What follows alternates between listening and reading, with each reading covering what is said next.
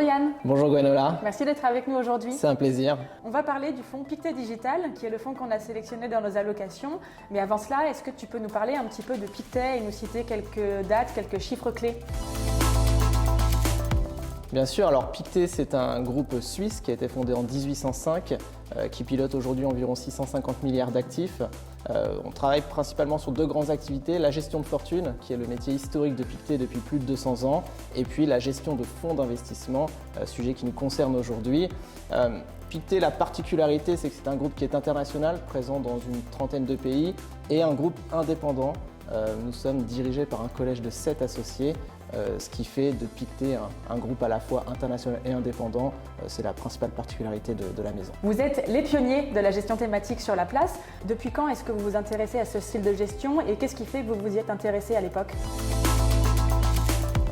Alors, on a lancé la gamme thématique en 1995 avec un premier fonds qui s'appelle Pictet Biotech. Aujourd'hui, nous avons 15 stratégies d'investissement, ça mobilise 45 gérants et analystes, environ 70 milliards d'actifs gérés sur la gestion thématique. Ce qui a fait qu'on s'y est intéressé dans les années 90, c'est la volonté des clients d'avoir accès à une offre qui est source de bon sens, tout simplement. Ce que l'on travaille sur la gestion thématique, c'est l'analyse de méga tendances, donc c'est grands constats qu'on fait sur l'évolution du monde, et puis la recherche aussi de transparence et de performance, puisque l'idée de ce positionnement sur des thèmes d'investissement, c'est de profiter d'une croissance 2 à 3 fois supérieure à l'économie mondiale, et c'est ce que l'on retrouve globalement dans la majorité des performances aujourd'hui. Un Pictet Digital qui est le fonds qu'on a choisi dans notre sélection de portefeuille. Est-ce que tu peux nous expliquer la stratégie du fonds et nous dire sur quoi le fonds est investi ?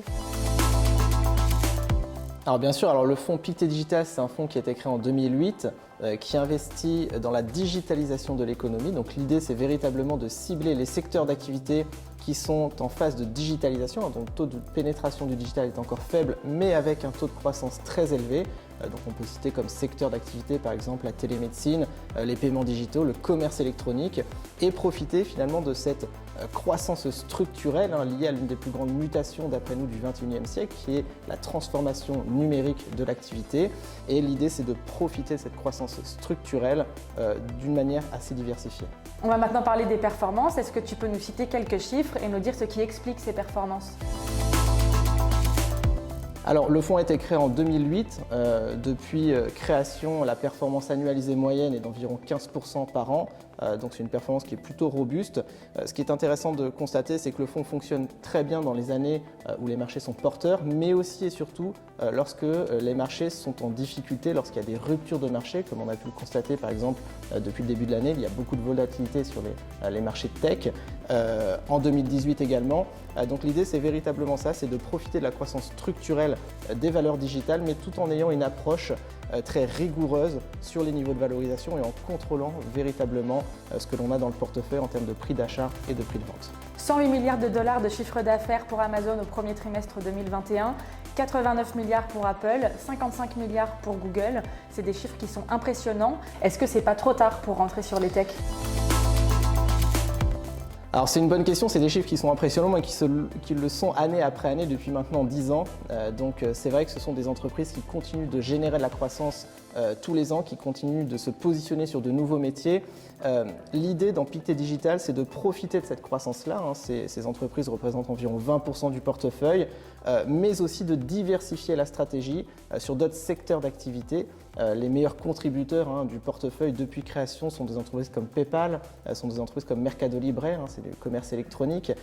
Donc on va profiter de ces entreprises-là, ces fameuses GAFAM et de la croissance qu'elles génèrent, mais pas que, et toute la valeur ajoutée du portefeuille, c'est de trouver cette bonne diversification entre les secteurs d'activité que l'on va investir.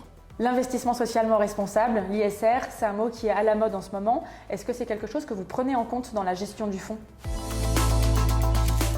Alors oui, Pictet s'est déployé depuis de nombreuses années sur la gestion responsable, c'est-à-dire qu'on n'a pas attendu la création d'un label qui est arrivé en 2009.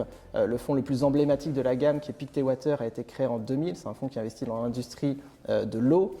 On a créé Pictet Clean Energy en 2007. Donc l'idée, c'est d'intégrer ces critères ESG, environnementaux, sociaux et de gouvernance dans toute la gestion thématique Pictet. Alors Pictet Digital, lui, n'est pas labellisé ISR. En revanche, il est classé article 8 suivant la nouvelle réglementation SFDR.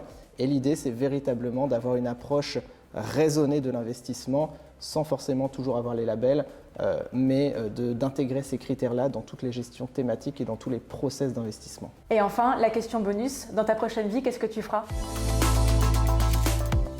J'espère qu'elle arrivera très très rapidement. On espère pouvoir profiter à nouveau des restaurants, des stades de rugby pleins à craquer, des voyages sans aucune contrainte et passeport vaccinal.